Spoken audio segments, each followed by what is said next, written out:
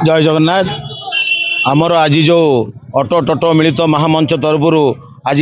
Rally कराऊँगी यार rally मुख्य उद्देश्य रहा पूर्वे आमर एक रैली होता से प्रशासन कही आम बसिकी आलोचना कराई कि जो मानक स्थायी स्टाण निरूपण करा किंतु आज पर्यंत करागला ना। द्वितीय पक्षर आमर जो स्टाण गुड़ा अच्छी स्टाण रे बसई दौना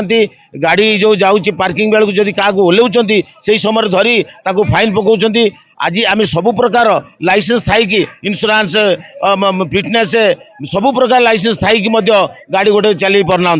ऑटो वाला एत आक्रोश कहीं जदि ऑटो वाला रखी दे किंतु बड़ गाड़ी बस मान मंदिर पर्यटन छाड़ी दौरान जोटी जदि किसी ऑटो वाला कहते ये माने जुलुम करा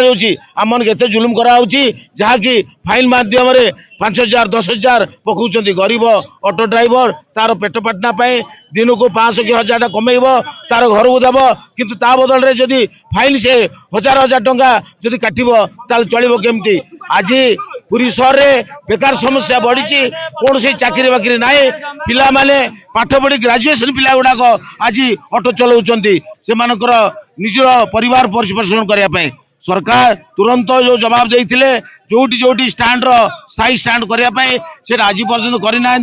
तेणु आमर दाबी प्रथमे स्थायी स्टाण करेंगे एवं जोटा मार्गदर्शी करेंगे कौपटे जीवे आउ सदा बेले बड़ गाड़ी को आगु छड़ा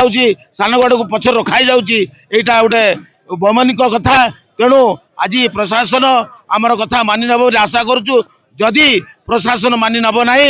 प्रशासन जहाँ करू लाठी चार्ज करू गुली माड़ करू जहाँ करू आमर ये गरीब ऑटो ड्राइवर भाई मानक आम सदा बेले आमर जो मुरब शैली छाती देखा सारा नचेत जदि यहाँ संभावना न करेंगे तार राज रास्ता आगामी दिन में आहरी विपुल संख्यार अधिक आम निया जल